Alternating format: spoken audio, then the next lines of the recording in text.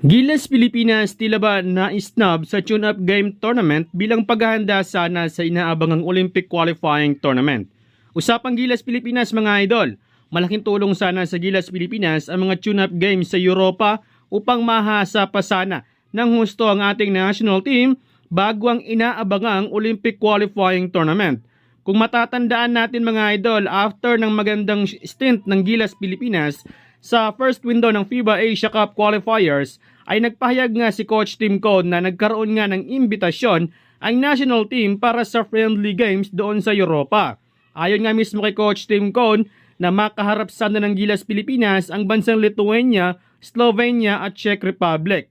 Pero sa latest schedule na inilabas ng naturang tournament ay kapansin-pansing wala sa listahan ang Gilas Pilipinas. Tanging Lebanon lamang ang napabilang sa naturang tournament.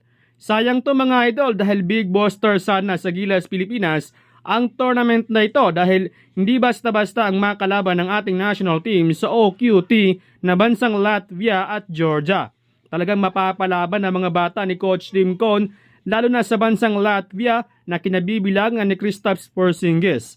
Bukod pa dito ay home court advantage pa nga ito ng Latvia kaya so much pressure talaga sa Gilas Pilipinas.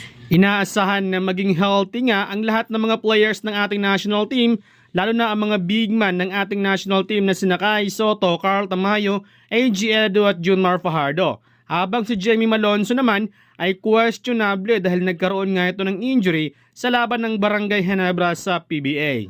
Dito naman sa side ni Kai Soto mga idol ay kailangang magdomina ni Kabayan sa paparating na OQT upang patunayan sa lahat na hindi lang siya sa Japan B-League nag-improve. Ito na lang ang susi ni Kai Soto upang mapansin ng mga scout dahil ayon sa isang international commentator na nakulangan nga siya sa performance ni Kai Soto dahil sa kalagitnaan na nga siya ng season nakapasok sa Yokohama. Kailangan ni Kai Soto na dalhin sana ang kanyang team sa playoffs at magdomina sa Asia. Kung kayang mag-average ni Kai sa OQT ng double-double, malaki ang maging tsansa nito na maimbitahan sa NBA Summer League.